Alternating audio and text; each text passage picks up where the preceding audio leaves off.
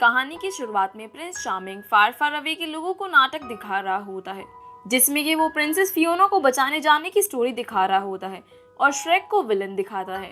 पर सभी ऑडियंस उस प्ले पर बहुत हंसती है और श्रेक को विलन नहीं एक हीरो समझते हैं। उनके रिएक्शन पर गुस्सा होकर चार्मिंग ऑडियंस को कहता है कि वो सब एक दिन पछताएंगे और वो बाहर आकर रोने लगता है। फिर उसको उसकी मॉम की पिक्चर नजर आती है, जिसमें लिखा होता है कि मेरी प्यारी परी कभी हार मत मानना। ये देखकर प्रिंस चार्मिंग को जोश आ जाता है और फिर उसके सर पर एक न्यूज़पेपर आकर गिरता है, जिससे उसे पता चलता है कि किंग हैरल्ड की जगह फियोना और श्रेक ले रहे हैं क्योंकि हैरल्ड बीमार है। अगली सुबह जब श्रेक और फियोना नींद से जागते हैं तो उनके घर में डोंकी और पोस्ट डोंकी के बच्चों के साथ आ जाते हैं। बच्चों को देखकर फियोना कहती है कि उसको भी बच्चा चाहिए, पर श्रेक कहता है कि वो दोनों ही ठीक हैं क्योंकि बच्चे बहुत गंदे होते हैं और हर वक्त रोते रहते हैं। जिसके बाद श्रेक किंग हैरल्ड की सारी जिम्मेदारियां निभाने लगता है, जिसमें वो सिर्फ गड़बड़ ही करता है। रात को दावत होती है जिसके लिए उनका मेकओवर कराया जाता है, पर उनके कपड़े बहुत टाइट थे जिसके कारण वो ठीक से चल भी नहीं पाते। रात को जब उनको सब मेहमानों के आगे जाना होता है तो श्रेक के पीछे एक आदमी खुजला रहा होता है, जिसे सब ऑडियंस देख लेती है। फिर श्रेक की ड्रेस से एक बकल वेटर के मुंह पर जाकर लगती है, जिसके बाद सब लोग गिरते पटकने लगते हैं और देखते ही देखते पूरे हॉल में आग लग जाती है। अब रात को किंग हैरल्ड बहुत बीमार हो जाता है, जिससे श्रेक और फियोना आखिरी बार मिलने जाते हैं।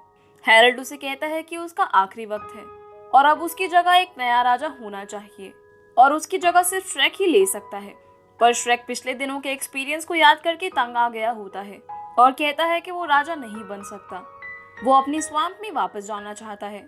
जिस पर हैरल्ड कहता है कि अगर वो नहीं तो उसके सिंहासन का सिर्फ एक ही हकदार हो सकता है और वो है उसका भतीजा आर्थर। जिसके बाद हैरल्ड की मौत हो जाती है, जिससे सब लोग बहुत दुखी होते हैं। अगली सुबह सब लोग हैरल्ड को आखिरी विदा देते हैं। उसी दौरान चार्मिंग बार में पहुंच जाता है। यहाँ सभी डिज्नी विलेंस मौजूद होते हैं। चार्मिंग को वहाँ कोई भी नहीं पसंद करता और उन सभी को अपनी तरफ करने के लिए चार्मिंग उन्हें फ्री में बियर पिला देता है, जिससे सब लोग और भी ज्यादा चिढ़ जाते हैं। फिर चार्मिंग उन्हें अपनी बातों में फंसाने की कोशिश करता है और कहता है कि वो सब हमेशा विलेंस और बुरे ही बनकर रहेंगे। उनको कहानियों में क्या मिला है आज तक सिवाय कुछ वक्त के रोल और बुराई के, और वो उन्हें उकसाता है कि विलेंस को भी हैप्पीली एवर आफ्टर का हक है। जिसके बाद सब विलेंस चार्मिंग के साथ मिल जाते हैं। अगले दिन श्रेक, पुस और डोंकी आर्थर को लेने के लिए जाते हैं, जो कि एक मैजिक अकेडमी में पढ़ता है। जब श्रेक शिप में बैठ जाता है तो फियोना उसे कहती है कि वो बाप बनने वाला है और ये सुनकर उसे कोई खुशी नहीं होती। अब सफर के दौरान श्रेक की आंख लग जाती है और वो सपना देखता है कि उसके स्वाम्प में कोई नहीं है और उसके सामने एक बेबी प्रैम आ जाता है। उसमें से एक ओगर बेबी होता है और वो बेबी श्रेक पर बहुत तेज वॉमिट कर देता है, जिसके बाद वो जोर जोर से रोने लगता है। बाद में वो देखता है कि उसके घर में बहुत सारे बच्चे हैं जो हर चीज को तहस नहस कर रहे होते हैं और श्रेक उनका ख्याल रखता है। फिर अचानक ही उस पर बच्चों की बाढ़ आ जाती है। श्रेक जैसे ही इस भयानक सपने से उठता है तो उसको पुस और डोंकी की शक्लों में भी ओगर बेबी नजर आ रहे थे, जिससे वो बहुत डर जाता है। फिर उनका सफर खत्म हो जाता है और वो अकेडमी पहुंच जाते हैं। यहाँ उन्हें देखकर सब लोग बहुत डर जाते हैं और कुछ बच्चे श्रेक का मजाक भी बनाते हैं। फिर दो लड़के उन्हें आर्थर की तरफ इशारा करते हैं। श्रेक को एक लड़का नजर आता है जो कि गधे पे बैठा होता है। ये लड़का बहुत खूबसूरत था, जिसे देखकर श्रेक को लगता है कि यही आर्थर है और वो उसे उठा के ले जाने लगता है। पर वो लड़का बताता है कि उसका नाम जस्टिन है और आर्थर वो है जो जमीन पर गिरा हुआ है। आर्थर श्रेक को देखकर डर जाता है और भाग जाता है। असल में आर्थर 16 साल का था और अपनी एकेडमी में सबसे ज्यादा नाकाम और बेचारा लड़का था। सब लोग उसको तंग करते थे और उसका मजाक उड़ाते थे। पर श्रेक आर्थर को ढूंढने अकेडमी की रैली में पहुंच जाता है, जहां जाकर वो उससे बताता है कि वो फार फार अवे का राजा बनने वाला है। ये सुनकर आर्थर बहुत खुश होता है और वो सब लोगों को कहता है कि जिन जिन लोगों ने भी उसको तंग किया था वो उन सबको सबक सिखाएगा और कभी किसी को भी तंग नहीं करना चाहिए, क्योंकि किसी को नहीं पता कि जिस बेचारे पर वो लोग जुल्म ढा रहे हैं वो एक दिन राजा बन जाएगा। दूसरी तरफ फियोना का बेबी शावर चल रहा होता है, जहां पर सभी Disney princess Cinderella, snow white, sleeping beauty, Rapunzel आई होती है। वो सब फियोना को गिफ्ट्स दिखा रही होती है, जिसमें स्नो वाइट फियोना को अपने घर का एक बोना इंसान गिफ्ट कर देती है, जो कि उसके होने वाले बच्चे का ख्याल रखेगा। उसे देखकर फियोना सोचने लगती है कि अगर वो ये सब करेगा तो वो क्या करेगी। तभी वहां पर बाहर से सारे विलेंस हवा में उड़ते हुए आ जाते हैं, जिनका लीडर चार्मिंग होता है। वो ड्रैगन पर एक जाल फेंक देता है और सारे शहर पर कब्जा कर लेता है और उसको बर्बाद कर देता है।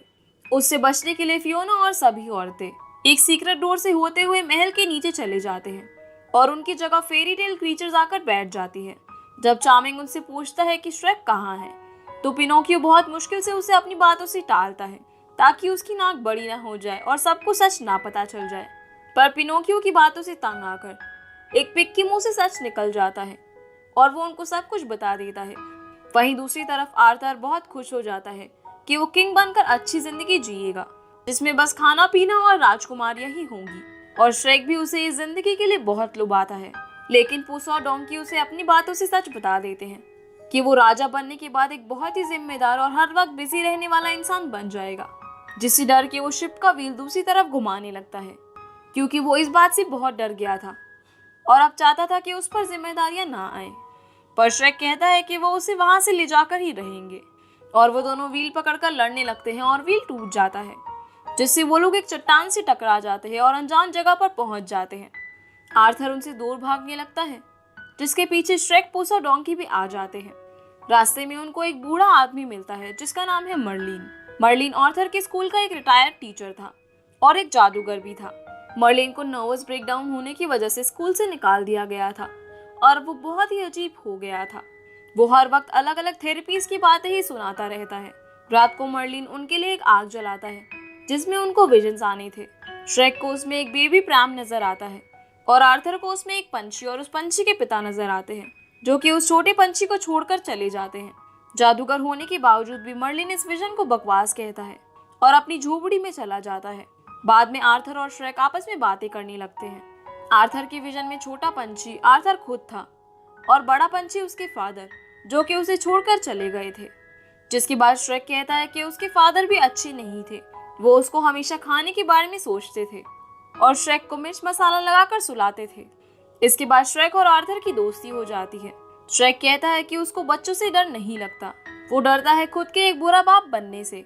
दूसरी तरफ सभी राजकुमारी और फियोना मिलकर महल के नीचे से जान बचाकर बाहर निकल रही होती है, पर उन राजकुमारियों की नखरे ही खत्म नहीं हो रहे थे और वो एक दूसरे से बात बात पर झगड़ने लगती है कि वो खुद खूबसूरत है और बाकी सब बकवास। जब वो महल से बाहर निकलती है तो रपुंज़ल फिर से महल के अंदर चली जाती है, जिसको बचाने के लिए सभी राजकुमारी और फियोना भी महल के अंदर चली जाती हैं और देखती है कि रपुंज़ल ने उनको धोखा दिया। वो खुद चार्मिंग के प्यार में पड़ गई थी और वो अब रानी बन जाएगी। जिसके बाद बाकी सबको कैद करके महल के बाहर एक ऊंचे टावर में रख दिया जाता है। अगली सुबह जब श्रेक और डोंकी उठते हैं तो वहां पर कैप्टन हुक और बाकी गार्ड आ जाते हैं, जो उनको कैद करना चाहते थे, पर श्रेक उनसे लड़ने लगता है। जब सभी गार्ड श्रेक को एक बॉक्स में बंद करना चाहते थे तो वो उसमें बंद नहीं होता। फिर उस पर एक कैनन चलाई जाने वाली होती है और वो कैनन का मुंह कैप्टन हुक की तरफ कर देता है। जिसके बाद कैप्टन हुक उसे कहते हैं कि उसको पकड़ने का ऑर्डर चार्मिंग ने दिया है और फियोना को कैद कर लिया गया है। जिसके बाद वो वहां से चला जाता है। अब श्रेक आर्थर को कहता है कि वो वापस लौट जाए, पर आर्थर वहां से जाना नहीं चाहता। आर्थर को एक आइडिया आता है जिससे कि वो जल्दी फार फार अवे पहुंच जाएंगे। जिसके बाद वो मर्लिन को कहता है कि वो जादू से उनको जल्दी से मंजिल तक पहुंचा दे, पर मर्लिन मना कर देता है।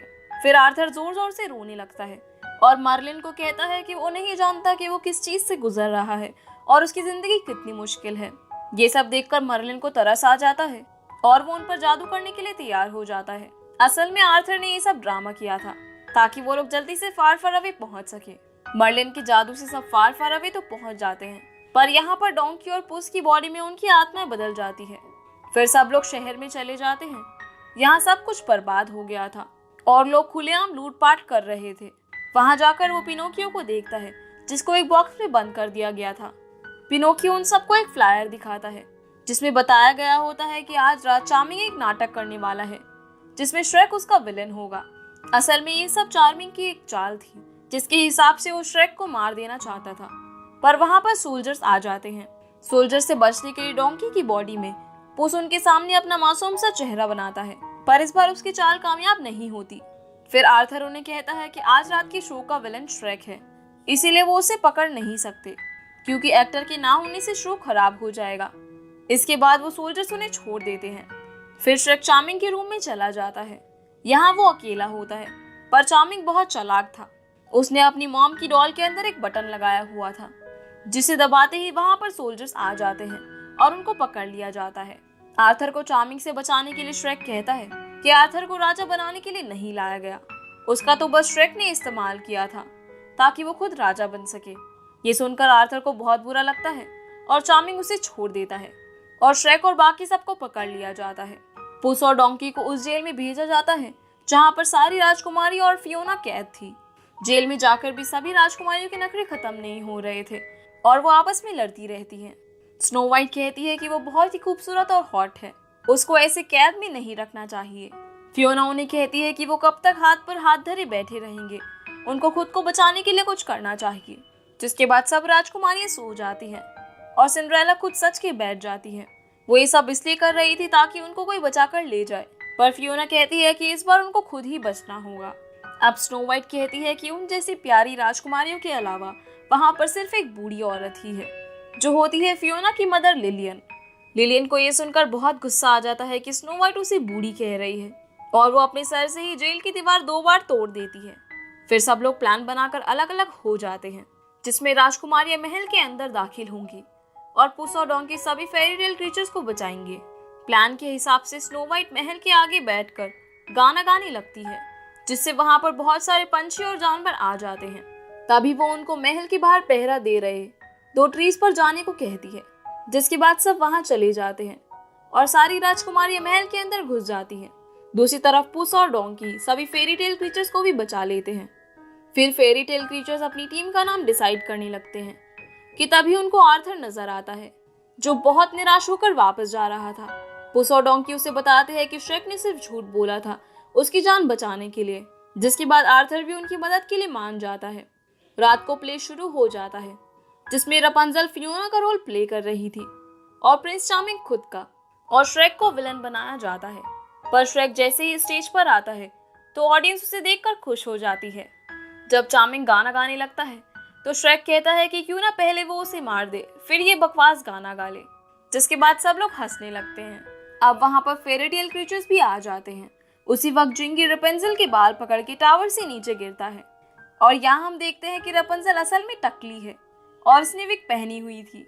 फिर वहां पर सभी राजकुमारियां आ जाती हैं और उनके पीछे ही सारे विलेंस, जो कि सबको पकड़ लेते हैं। पर एन वक्त पर आर्थर आ जाता है, जो कहता है कि विलेंस कब तक विलेंस रहेंगे, उन्हें भी आखिर हक है खुद के लिए अच्छा सोचने का। फिर वो कहता है कि एक बार उसकी दोस्त ने उसे कहा था कि हम लोगों को चाहे सारी दुनिया विलेंस कहे और चाहे राक्षस, पर ये सब मैटर नहीं करता है। वो कहता है कि हम लोग खुद के लिए सोचते हैं और हम लोग खुद ही खुद के अच्छे या बुरे के लिए जिम्मेदार हैं। उसकी ये बात सुनकर सभी विलेंस हथियार फेंक देते हैं और कहते हैं कि वो सभी अपनी जिंदगी में अलग अलग चीजें करना चाहते हैं, जैसे कैप्टन हुक डैफोडिल्स फ्लावर्स उगाएगा और ईविल क्वीन एक स्पा खोलना चाहती है। ये सब सुनकर चार्मिंग श्रेक को तलवार मार देता है, पर उसे कुछ भी नहीं होता। और जब चार्मिंग सभी ऑडियंस को ये बता रहा होता है कि वो उनका राजा है, ड्रैगन अपनी पूंछ मार के उस पर स्टेज पर टावर गिरा देती है और आर्थर चार्मिंग का क्राउन पहनकर सबको उनके सामने राजा ऐलान करता है, जिससे लोग खुश थे।